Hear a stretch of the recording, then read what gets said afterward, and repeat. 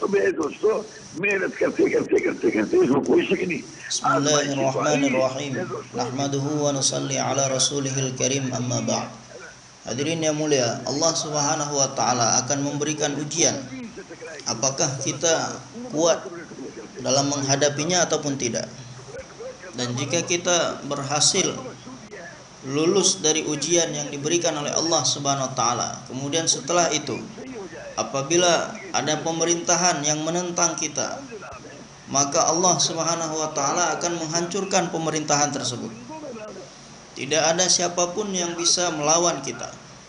Dan bukan tujuan kita untuk menghancurkan satu pemerintahan ataupun seseorang ataupun siapapun.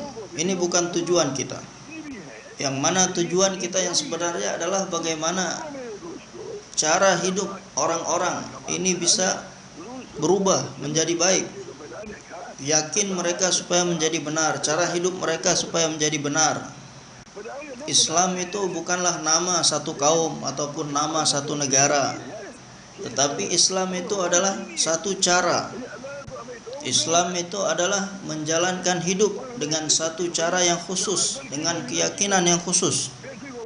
Allah Subhanahu wa taala telah memilih kita semua, seluruh raja-raja, penguasa-penguasa, menteri-menteri, siapapun kita, orang kaya ataupun orang miskin, semuanya untuk menjadi asbab membawa semua orang kepada perintah-perintah Allah Subhanahu wa taala dan cara hidup yang dicontohkan oleh baginda Nabi sallallahu alaihi wasallam. Akan tetapi karena kelalaian kita semuanya, kita tidak menyadari akan hal ini. yakni Allah Subhanahu wa taala telah menjadikan kita untuk sesuatu yang begitu tinggi sekali. Akan tetapi kita tidak menyadarinya. Semua kita telah dijadikan oleh Allah Subhanahu wa taala untuk perkara ini, baik laki-laki ataupun perempuan, anak laki-laki ataupun anak perempuan. Sedangkan yang sedang diusahakan oleh seluruh manusia di seluruh dunia saat ini adalah bagaimana supaya setiap orang ini menjadi orang-orang yang punya penghasilan, menjadi orang-orang yang bisa menyempurnakan makannya dan keperluannya sehari-hari. Hadirin yang mulia, Allah Subhanahu wa taala adalah zat yang maha berkuasa untuk menyempurnakan segala keinginan kita, menyempurnakan segala keperluan-keperluan kita. Dan tujuan kita yang paling utama bukanlah untuk menyempurnakan keperluan kita. Karena dahulu nabi-nabi, keperluan mereka tidak senantiasa terpenuhi. Jadi kadang keperluan mereka terpenuhi, kadang tidak terpenuhi. Demikian juga keadaan pemimpin seluruh nabi-nabi, baginda Nabi Muhammad sallallahu alaihi wasallam.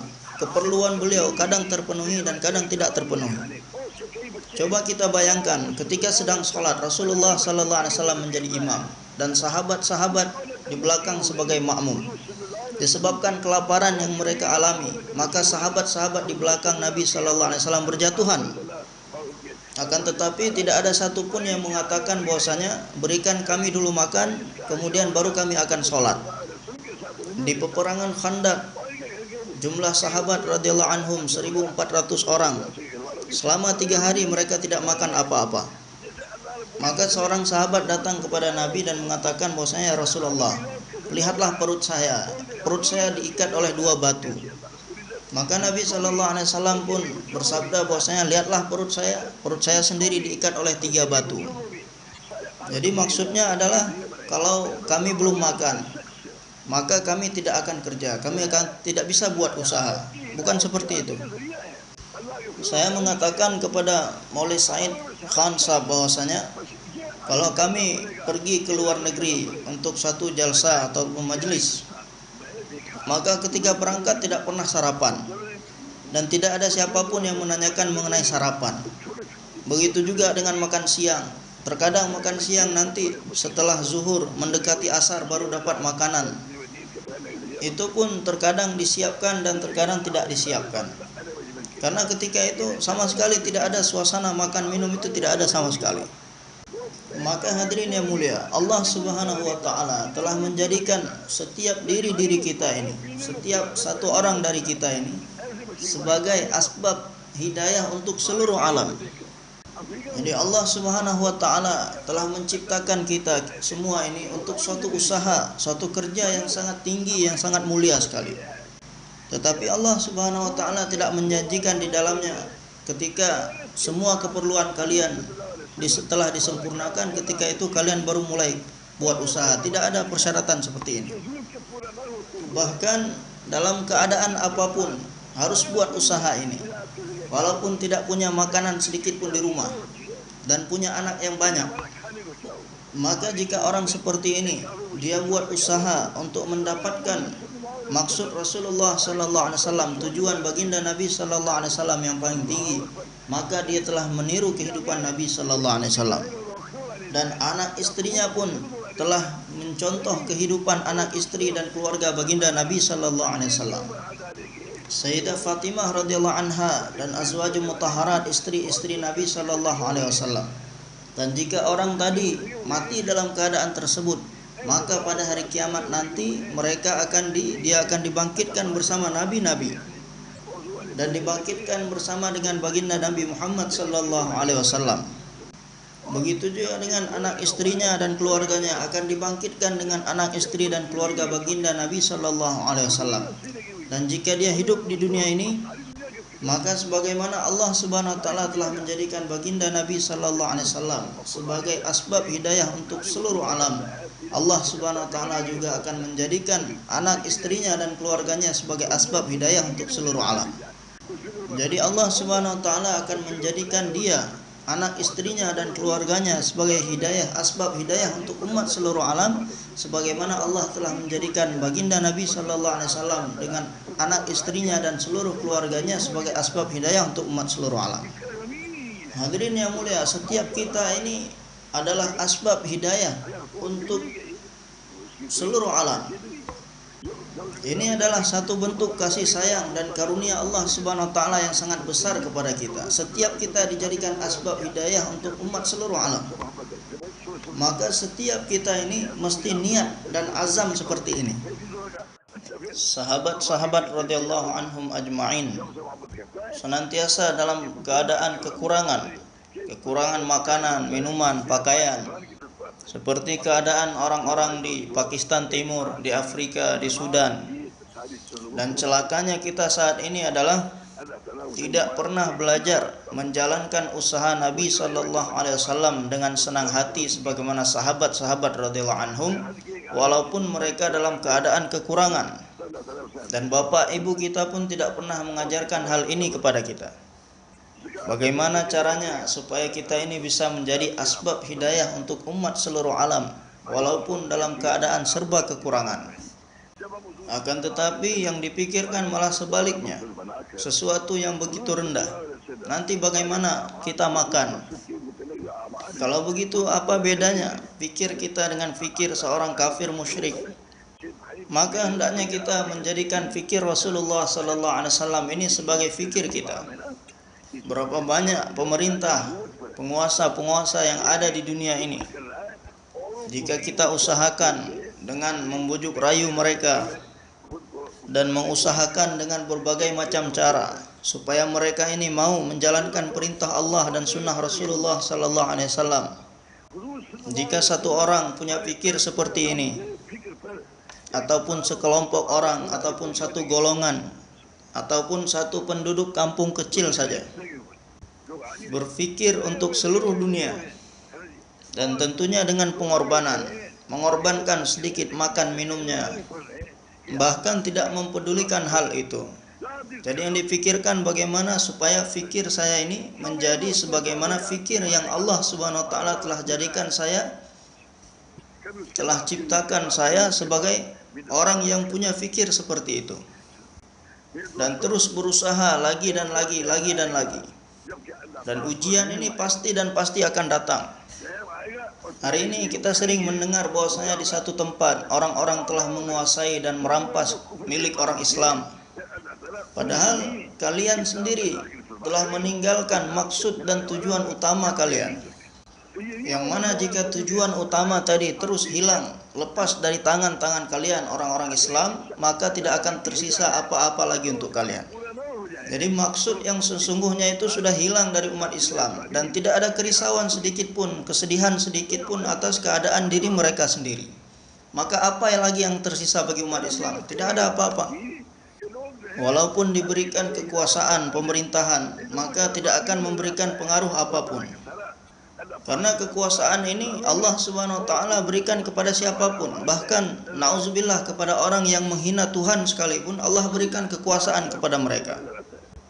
Seorang sahabat datang kepada Nabi sallallahu alaihi wasallam dan mengatakan bahwasanya, "Ya Rasulullah, saya cinta kepadamu." Maka Rasulullah sallallahu alaihi wasallam pun bersabda, "Fikirkan baik-baik." Kemudian dia mengulangi lagi perkataannya. Maka Nabi sallallahu alaihi wasallam bersabda, "Fikirkan baik-baik." Kemudian dia mengulangi lagi perkataannya sampai 3 kali. Maka Rasulullah sallallahu alaihi wasallam pun bersabda, "Maka bersiap-siaplah kamu didatangi oleh kelaparan dan kefakiran. Karena apabila seseorang mencintai aku," kata Nabi sallallahu alaihi wasallam, ini saya beritahukan mafhumnya. Siapa yang mencintai aku, maka dia akan didatangi oleh kefakiran, sebagaimana air yang mengalir dari tempat tinggi ke tempat yang rendah. Maka hadirin yang mulia, seseorang yang menyempurnakan segala sesuatu yang berkaitan dengan sholat, maka Allah Subhanahu wa taala akan memberikan kepadanya pahala-pahala sholat. Dan ketika sedang melaksanakan haji, seseorang menyempurnakan segala sesuatu yang berkaitan dengan haji, maka dia akan mendapatkan pahala haji dan akan mendapatkan keuntungan-keuntungan dari hajinya. Dan seseorang yang menunaikan zakatnya dengan benar, maka dia pun akan mendapatkan pahala kebaikan dari zakat yang dia keluarkan. Maka demikian juga halnya saya sampaikan kepada tuan-tuan sekalian bahwasanya jika kita ini menjadikan maksud hidup Nabi sallallahu alaihi wasallam sebagai maksud hidup kita, dan kita menyempurnakan setiap amal-amal yang mana amal tersebut adalah yang menjadi maksud Nabi sallallahu alaihi wasallam, karena umat ini sendiri telah dibangun dengan ciri-ciri kenabian, yakni senantiasa berusaha bagaimana mengajak orang lain kepada supaya mereka juga buat apa yang kita buat, yakni berusaha untuk diri sendiri dan mengajak orang lain juga untuk buat usaha yang sama. Hadirin yang mulia, maka hendaknya kita buat usaha sebagaimana dengan fikir, risau, kesedihan Nabi sallallahu alaihi wasallam, dan berusaha bagaimana mengajak seluruh umat Islam untuk fikir, risau dan usaha seperti ini, dan terus berusaha lagi dan lagi. Kemudian jika tidak ada orang yang mau ikut dengan kita, jangan tinggalkan usaha, terus berusaha lagi dan lagi, lagi dan lagi. Dalam keadaan berpuasa, dalam keadaan menahan kelaparan dan kesusahan, dan terus berzikir, dan terus mengerjakan salat, dan terus mengatakan, "Ya Allah, hanya Engkau saja yang bisa membukakan pintu, ya Allah." Siang malam berpikir seperti ini, dan siang malam merisaukan hal ini. Maka hadirin yang mulia, orang yang mau berusaha sungguh-sungguh, mati-matian, terus bergerak, mendatangi setiap orang, kadang kepada si fulan, kadang datang kepada si fulan, datang kepada si fulan, membujuk rayu mereka, sampai satu saat nanti Allah Subhanahu wa taala kasihan melihatnya. Allah Subhanahu wa taala kasihan melihat orang yang berusaha sungguh-sungguh seperti ini. Apabila seorang tadi terus menerima kesusahan, kesulitan dan susah payah dalam buat usaha ini, maka apa yang akan terjadi? Orang-orang yang tadinya adalah pemimpin-pemimpin, pemuka-pemuka kafir, Allah Subhanahu wa taala akan masukkan mereka ke dalam Islam. Dan Allah Subhanahu wa taala akan jadikan mereka asbab untuk tersebarnya Islam ke seluruh dunia. Kita mesti yakin akan perkara ini. Jadi tidak cukup hanya mengatakan bahwasanya saya kan sudah keluar 1 tahun. Karena Allah Subhanahu wa taala telah mengutus kita untuk buat usaha ini. Jadi selagi usaha ini belum sempurna, pekerjaan kita belum selesai, jadi tidak ada ikatan-ikatan 1 tahun ataupun cilah. Karena pekerjaan ini masih banyak tersisa di hadapan kita saat ini. Pekerjaan yang paling besar sedang menunggu kita. Yang pertama sekali yang kita usahakan bagaimana seluruh manusia, semua manusia ini bisa mendapatkan hidayah. Bagaimana hari ini orang-orang yang yakin mereka kepada harta dan kebendaan, supaya mereka ini menjadi yakin hanya kepada zat Allah, hanya kepada amal-amal baginda Nabi sallallahu alaihi wasallam. Orang-orang yang yakinnya kepada mal dan kebendaan dan kekuasaan, supaya mereka ini mengambil usaha baginda Nabi sallallahu alaihi wasallam yang mulia ini sebagai maksud hidup mereka, supaya mereka menjadi yakin kepada setiap amal-amal baginda Nabi sallallahu alaihi wasallam. Di dalam fadilah zikir disebutkan bahwasanya suatu ketika baginda Nabi sallallahu alaihi wasallam dalam keadaan sedih, maka Jibril alaihissalam pun datang kepada beliau dan bertanya, "Ada apa ya Rasulullah?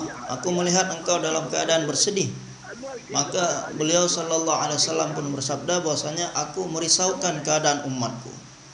Maka malaikat Jibril pun mengajak Rasulullah sallallahu alaihi wasallam ke kuburan. Kemudian malaikat Jibril mendatangi satu kuburan dan mengatakan bahwasanya, "Qum biidznillah." Bangunlah dengan izin Allah. Maka bangunlah mayat yang ada di dalam kubur tadi dengan wajah yang berseri-seri, yang bersinar dan bercahaya sambil mengatakan alhamdulillah. Kemudian Jibril alaihissalam mengatakan, "Kembalilah kamu ke tempat asalmu." Dan kemudian malaikat Jibril mendatangi kuburan yang lainnya dan mengatakan, "Qum biiznillah." Bangunlah atas izin Allah Subhanahu wa taala.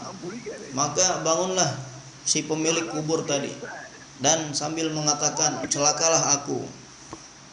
Alangkah ruginya aku." Kemudian Jibril alaihissalam pun mengatakan kepadanya, "Kembalilah ke tempat asalmu." Dan Jibril alaihissalam mengatakan bahwasanya seseorang ini akan dibangkitkan sebagaimana keadaan dia ketika mati. Hadirin yang mulia, maka celakalah kita saat ini. Apa yang kita pikirkan? Yang kita pikirkan adalah bagaimana saya, istri saya, anak saya makan. Padahal yang seharusnya dipikirkan adalah bagaimana saya, anak istri saya, bagaimana bisa dibangkitkan nanti pada hari kiamat bersama anak istri Rasulullah sallallahu alaihi wasallam. Karena kehidupan yang sesungguhnya itulah kehidupan setelah kematian nanti. Maka yang ingin saya katakan adalah setiap kalian, suami istri yang ada di rumah-rumah, setiap kalian bisa pergi dengan istri-istri kalian ke Australia, membawa jamaah ke Australia, ke Amerika, keluar 40 hari. Coba kita ajak anak istri kita duduk bersama-sama, fikir bahwasanya kita ini diberikan tanggung jawab seluruh alam oleh Allah Subhanahu wa taala. Maka berapa banyak saat ini tempat-tempat yang di sana diperlukan orang buat usaha agama di sana. Dan apabila kita fikir seperti ini, maka pasti dan pasti kudrat Allah, kekuasaan Allah bersama dengan kita. Tidak ada keraguan sedikit pun di dalamnya. Walaupun kita tidak punya kekuasaan, tidak punya harta dan kebendaan, tidak punya pemerintahan, akan tetapi kudratullah bersama kita. Kudratullah yang mana dengannya Allah berikan kekuasaan dan harta kebendaan kepada seseorang. Kudrat Allah bersama kita. Akan tetapi kita tidak menyadari akan hal ini. Ini satu kerugian yang besar bagi kita saat ini. Walaupun tidak punya uang, tidak ada uang, tetapi kudrat Allah, kekuasaan Allah ada pada kita. Dan kudrat Allah ini juga ada bersama dengan anak istri kita. Namun apabila kita meninggalkan fikir untuk seluruh manusia di seluruh alam, maka Allah Subhanahu wa taala akan menghalangi kita dari mendapatkan kudratullah tadi. Dan Allah Subhanahu wa taala akan menghalangi kita dari memikirkan orang-orang Islam. Dan apabila kita telah terhalang dari mendapatkan fikir untuk umat Islam, maka kita tidak akan berfikir apabila anak saya mati nanti, bagaimana dia mati nanti, dan bagaimana keadaannya setelah mati nanti. Apakah dia akan dibangkitkan dengan pengusaha-pengusaha ataupun raja-raja, penguasa-penguasa, ataupun dia akan dibangkitkan dengan Nabi sallallahu alaihi wasallam dan para sahabat-sahabat radhiyallahu anhum ajma'in. Dan bagaimana keadaan istri saya nanti setelah kematian nanti, dia akan dibangkitkan bersama siapa? Setiap kita ini telah diutus oleh Allah Subhanahu wa taala untuk buat maksud yang paling tinggi, sebagaimana maksud baginda Nabi sallallahu alaihi wasallam yang paling tinggi. Untuk satu tujuan yang paling tinggi. Apapun profesi kita. Saya punya satu orang teman, dia mengatakan bahwasanya dia sangat sibuk sekali bekerja di pabrik, sehingga tidak ada waktu luang yang dia dapatkan. Maka saya katakan pada orang tadi bahwasanya setiap kamu pulang dari pabrik tempat kamu bekerja, maka kamu mampir di Maki Masjid. Kamu lihat ada apa di sana, dan tanya kepada orang-orang ada apa di Maki Masjid. Dan kalau kamu bisa buat seperti ini, meluangkan waktu, kasih waktu kamu 1/4 jam, 24 jam, 34 jam setiap hari, maka saya akan dengan yakin mengatakan pasti Allah Subhanahu wa taala akan berikan jalan untuk kamu. Jadi hadirin yang mulia, halangan dan rintangan ini dalam kita buat amal ini senantiasa datang. Terkadang kita tidak dapat cuti, tidak dapat libur. Terkadang kita punya hajat dan keperluan ini dan itu dan sebagainya. Maka dalam keadaan apapun, supaya kita ini melihat dan mengutamakan bahwasanya pekerjaan saya, usaha saya yang sesungguhnya itu apa. Dan seorang pernah mengirim surat kepada saya, dia katakan bahwasanya saya sudah keluar 4 bulan, saya sudah keluar 40 hari, tetapi keadaan saya ini semakin hari semakin memburuk. Maka untuk orang seperti ini saya katakan bahwasanya hendaknya kamu hanya melihat kepada zat Allah Subhanahu wa taala, kekuasaan dan khazanah Allah Subhanahu wa taala yang maha luas. Maulana Muhammad Ilyas rahmatullah alaih mengatakan bahwasanya seseorang yang keluar di jalan Allah Subhanahu wa taala dan keluarga yang dia tinggalkan ditimpa kesusahan-kesusahan, maka Allah Subhanahu wa taala akan membukakan kepadanya pintu-pintu rahmat. Jadi di saat dalam rumahnya ini didatangkan kesusahan-kesusahan, maka di saat itu pula Allah Subhanahu wa taala akan bukakan pintu rahmat kepada orang tersebut. Maka hendaknya kita jangan takut dengan setiap situasi dan keadaan yang didatangkan oleh Allah Subhanahu wa taala. Akan tetapi pada saat ini tidak ada orang yang memberikan ketenangan kepada kita seperti ini. Tidak ada orang yang menasihati seperti ini, bahwasanya ketika didatangkan kesusahan kepadamu, maka hendaknya kamu bertawajuh kepada Allah Subhanahu wa taala. Dan jangan kamu bertawajuh kepada siapapun selain kepada Allah Subhanahu wa taala. Terus hanya bertawajuh kepada Allah. Bahwasanya segala keadaan dan situasi dan kesusahan ini datang dari Allah Subhanahu wa taala. Dan supaya kita ini jangan meninggalkan usaha kita, kerja kita yang sesungguhnya.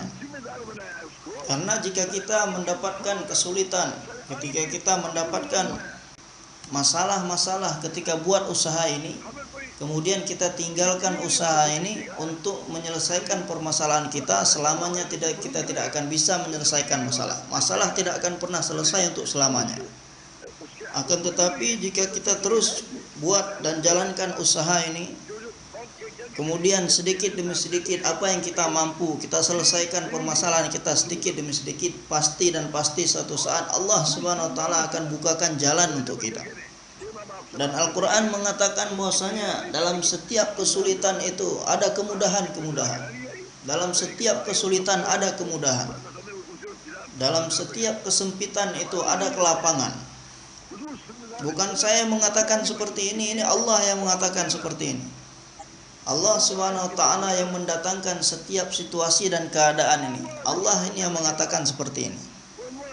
Allah Subhanahu wa taala telah menciptakan kita, mengutus kita untuk suatu usaha yang sangat mulia sekali, yang mana usaha itu sendiri dibuat oleh Allah Subhanahu wa taala, mengeluarkan manusia dari kesesatan menuju kepada hidayah, yang mana Allah sendiri buat usaha tersebut, dan Allah telah mengutus nabi-nabi untuk buat usaha tersebut. Maka hendaknya setiap kita mengatakan bahwasanya saya juga orang yang bertanggung jawab untuk buat usaha ini. Dan hadirin yang mulia, jika kita mati karena kelaparan dan kehausan dalam buat usaha ini, maka dengan kasih sayang Allah Subhanahu wa taala, yang pertama sekali adalah Allah akan mengirimkan kepada kita bidadari-bidadari dari surga dengan membawa makanan dari surga untuk kita.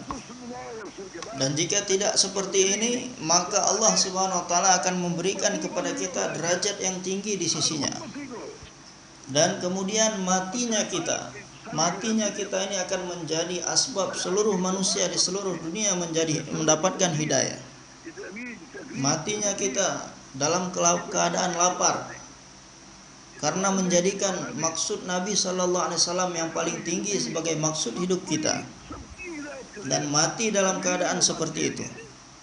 Maka setelah kematian kita, sebanyak mana agama ini tersebar ke seluruh dunia, sebanyak mana Islam hidup di seluruh dunia setelah kematian kita, maka kita akan mendapatkan bagian di dalam pahala dan ganjarannya. Ini maksud dan tujuan utama kita ini. Dan ini adalah suatu perkara yang sangat besar, bukan perkara yang kecil. Jadi kelaparan dan kehausan ini bukanlah sesuatu yang perlu ditakuti. Jadi kalau kita ini menunggu supaya keperluan kita, hajat-hajat kita ditunaikan dulu, kemudian baru kita mau kerja, baru kita mau buat usaha, maka ini adalah pemikiran orang-orang dahriyah. Dan kita ini adalah orang-orang yang menyempurnakan setiap perintah Allah. Dan tugas kita, usaha kita adalah membawa seluruh manusia di seluruh dunia untuk menyempurnakan setiap perintah Allah. Maka saya sampaikan lagi dan lagi berkali-kali perkara ini kepada setiap kita yang hadir di sini. Hadirin yang dimuliakan Allah Subhanahu wa taala, Allah telah menjadikan setiap kita ini sebagai asbab seluruh manusia di seluruh dunia mendapatkan hidayah. Walaupun dia adalah orang yang tidak bisa baca tulis, orang yang tidak punya uang, orang yang tidak punya makanan, dia juga adalah sebagai asbab hidayah. Dan kita ini bukan sebab untuk mendapatkan uang. Jadi sebab kita bukanlah uang. Sebab kita yang paling utama adalah amal-amal baginda Nabi Sallallahu Alaihi Wasallam dan mengajak manusia kepada Allah Subhanahu Wa Taala. Allah Subhanahu Wa Taala berfirman, "Waman ahsanu qawlan mimman da'a ila Allah wa 'amila shalihan wa qala innani minal muslimin." yakni orang yang mengajak manusia kepada Allah Subhanahu wa taala dan mengerjakan amal-amal kebaikan dan mengatakan bahwasanya aku termasuk orang-orang yang berserah diri. Aku termasuk salah satu dari orang-orang Islam biasa. Maka kita tidak bisa bayangkan apa yang akan didapatkan oleh orang tersebut. Karena tidak ada sesuatu yang lebih berharga, yang lebih besar dari ini semua. Tidak ada amalan ataupun perkataan yang lebih besar melebihi ini. Sedangkan kita sekarang apa yang kita pikirkan? Nanti saya makannya bagaimana? Maulana Ilyas rahmatullah alaih mengatakan bahwasanya orang yang buat kerja Allah Subhanahu wa taala tetapi dia tidak yakin akan janji-janji dan pertolongan Allah Subhanahu wa taala, maka dia adalah orang yang paling merugi. Tidak ada orang yang merugi melebihi orang tersebut. Innal ladzina qalu rabbunallahu tsumma istaqamu. Orang-orang yang mengatakan bahwasanya Tuhan kami adalah Allah, kemudian mereka beristiqamah pada ucapannya, Allah Subhanahu wa taala akan menurunkan malaikat-malaikat untuk orang tersebut dan Allah Subhanahu wa taala akan berikan surga kepada orang tersebut. Allah Subhanahu wa taala akan berikan kepadanya jannatu adn. Di dalamnya ada sungai-sungai, di dalamnya ada ini dan itu dan sebagainya. Ini tidak ada perkara yang besar yang lebih besar melebihi perkara ini dan tidak dapat dibayangkan apa yang akan didapatkan orang tersebut. Allah Subhanahu wa taala telah berikan kepada kita sebab yang begitu besar. Sedangkan kita saat ini menganggap bahwasanya sebab yang besar itu adalah tanah, sawah, ladang, kekuasaan, pemerintahan. Bukan. Akan tetapi Allah Subhanahu wa taala telah berikan kepada kita satu sebab yang dengannya orang-orang pemerintahan dan kekuasaan pun akan mendapatkan hidayah. Dan seluruh menteri-menteri bisa mendapatkan hidayah dan seluruh manusia di seluruh dunia bisa mendapatkan hidayah. Hadirin yang dirahmati Allah Subhanahu wa taala, jika Allah Subhanahu wa taala telah menurunkan hidayah, maka sebagaimana ketika musim panas datang, maka jika semua pemerintahan dan penguasa-penguasa ini berkumpul, berusaha sekuat tenaga supaya musim panas jangan datang, maka musim panas tetap akan datang. Dan mereka semua berusaha sekuat tenaga supaya musim dingin jangan datang. Akan tetapi musim dingin pasti akan datang. Tidak ada siapapun yang bisa menghentikannya. Ketika Allah Subhanahu wa taala turunkan hujan, tidak ada siapapun yang bisa menghentikannya.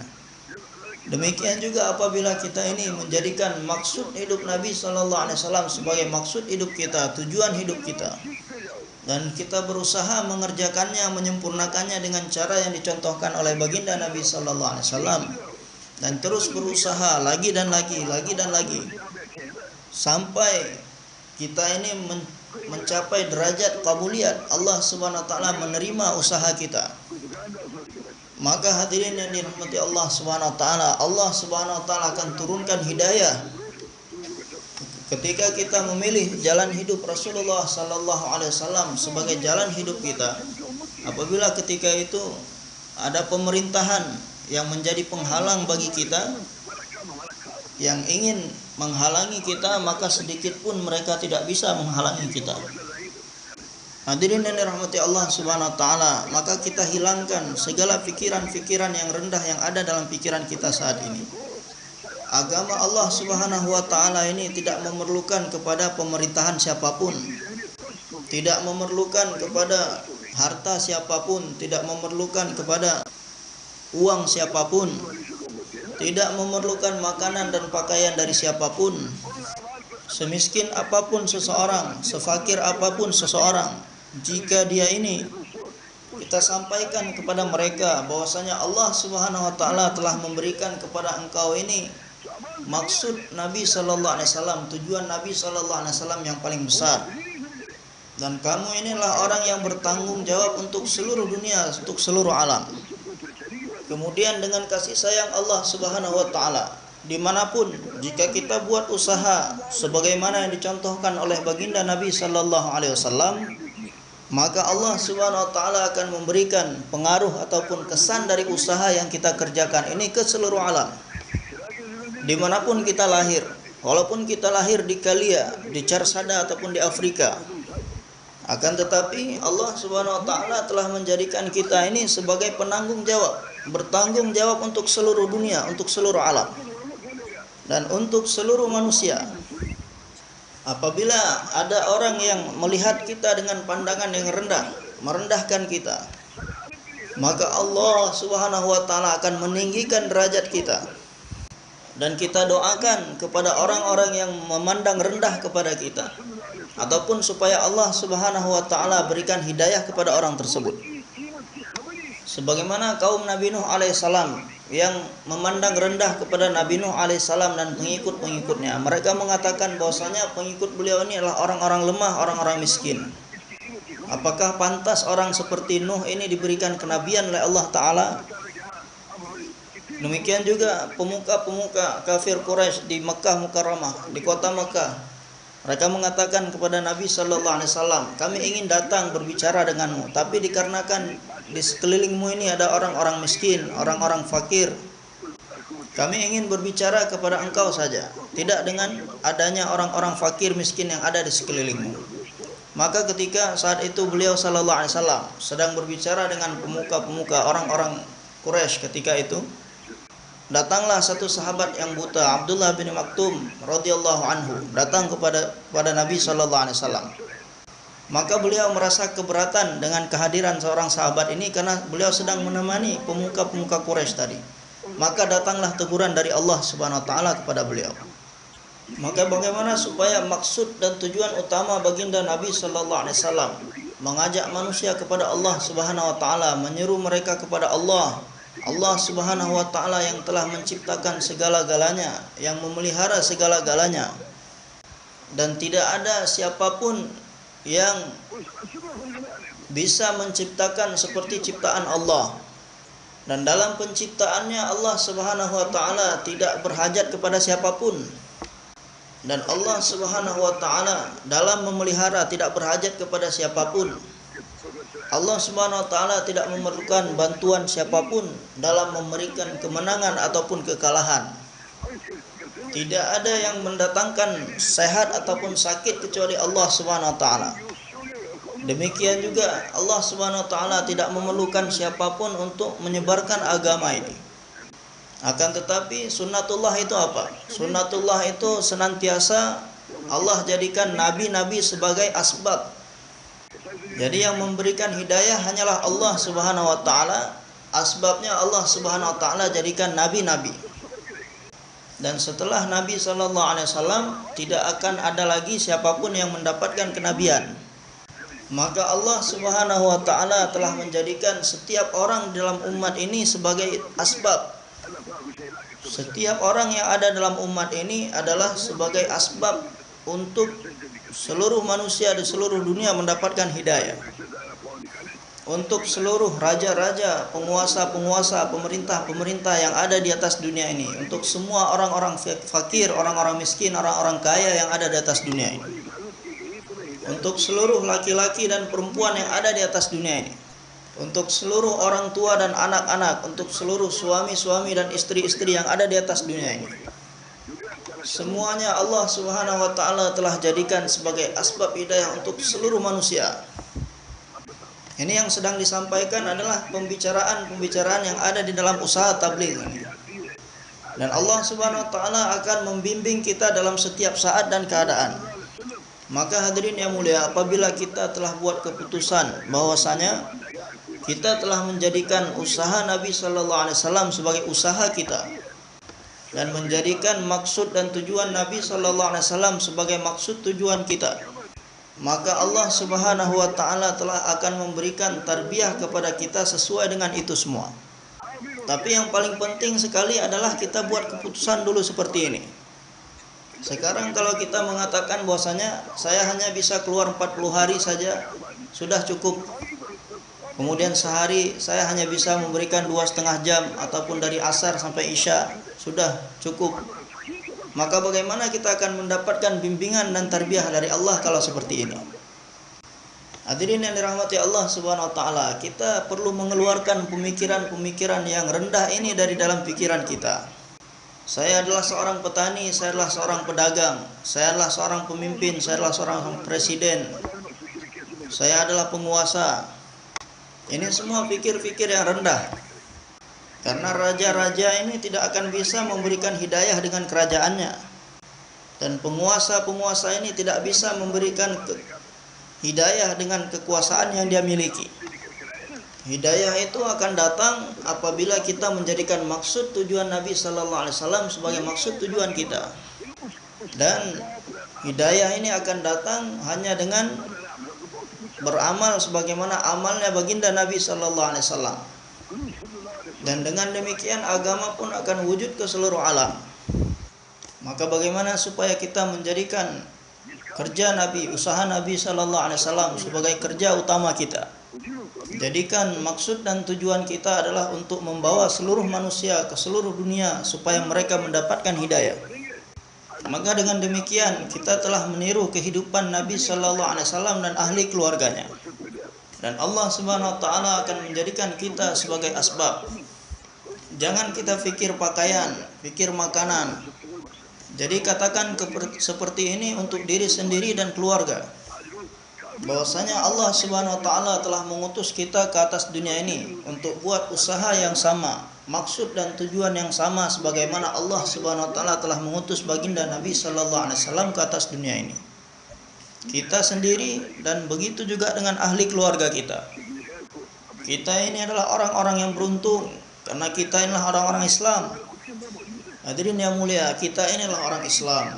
Maksud dan tujuan kita bukanlah untuk mendapatkan kekayaan, kebendaan ataupun kekuasaan.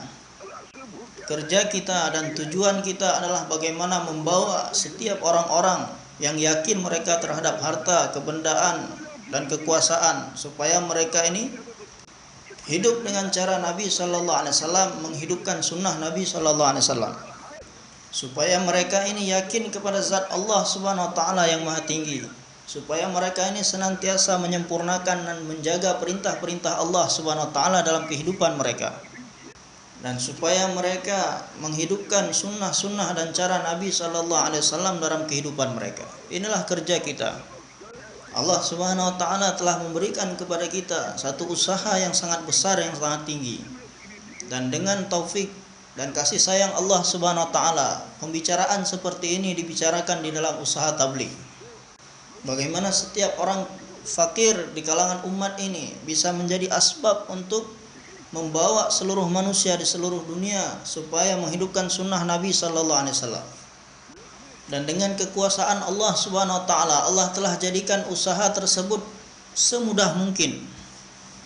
Karena sebagian itu ada yang Allah Subhanahu wa taala jadikan satu usaha, satu kerja tidak akan bisa dijalankan, dibuat tanpa belajar sebelumnya. Akan tetapi untuk usaha ini sambil terus mengerjakannya, maka seorang pun akan terus belajar buat usaha ini dengan benar. Karena seseorang ini bisa belajar buat usaha ini dengan benar jika dia ini terus jalankan usaha ini. Dan semua kita yang duduk hadir di sini, ada yang sebagian menganggap dirinya adalah sebagai polisi, ada yang menganggap dirinya adalah sebagai petani, ada yang menganggap dirinya adalah sebagai pedagang. Maka ini adalah satu hal yang sangat menyakitkan sekali. Ada yang menganggap dirinya adalah orang Patan, ada yang menganggap dirinya adalah orang Baluch, dan ada yang menganggap dirinya adalah orang Rajput. Jangan seperti itu tuan-tuan. Kita ini adalah umat baginda Nabi sallallahu alaihi wasallam. Dan kerja kita adalah sebagaimana kerja Nabi sallallahu alaihi wasallam. Walaupun kita di sini lahirnya di Carsada, tapi Allah Subhanahu wa taala telah mengirim kita, mengutus kita untuk seluruh manusia di seluruh dunia. Dan sayangnya adalah bahwasanya kita saat ini tidak menganggap diri kita ini diutus oleh Allah Subhanahu wa taala untuk seluruh manusia di seluruh dunia. Kita tidak sadar dan kita tidak merasa hal ini. Karena pikiran dan semangat kita yang sudah melemah. Kemudian setiap amal-amal yang dikerjakan oleh orang-orang yang senantiasa bermusyawarah, Allah Subhanahu wa taala akan turunkan berbagai macam pertolongan dan kekuatan kepada orang-orang seperti itu. Dan Allah akan turunkan rahmat ke atas mereka. Dan kita tidak perhatian sedikit pun kepada perkara ini. Jadi setiap amal-amal yang dikerjakan, yang dengan amal tersebut menjadi asbab turunnya hidayah, kita tidak menganggap bahwasanya amal itu adalah amal yang bisa menurunkan hidayah. Allah Subhanahu wa taala telah memberitahukan kepada kita melalui baginda Nabi sallallahu alaihi wasallam apa yang harus kita kerjakan ketika datang kelaparan, datang rasa sakit. Yang mana apabila kita kerjakan sesuai dengan yang diberitahukan oleh baginda Nabi sallallahu alaihi wasallam ketika lapar, maka Allah Subhanahu wa taala akan hilangkan rasa lapar kita dengan makanan ataupun tanpa makanan. Dan di surga nanti Allah Subhanahu wa taala akan berikan berbagai macam makanan yang tidak terhitung banyaknya, yang tidak akan ada habis-habisnya. Dan laparnya kita dalam buat usaha ini bukan suatu perkara yang kecil. Laparnya kita dalam buat usaha ini, Allah Subhanahu wa taala kasihan dengan kita. Dengan demikian Allah Subhanahu wa taala akan bukakan pintu hidayah untuk seluruh manusia di seluruh dunia. Jadi laparnya kita ini bukan suatu hal yang sepele. Demikian juga sakit kepalanya kita, ini adalah suatu yang sangat besar. Bukan suatu hal yang sepele. Sakit kepala kita ini bisa menjadi asbab terbukanya pintu hidayah untuk seluruh alam. Sakitnya kita, lemahnya kita, dan terjatuhnya kita dalam buat usaha ini.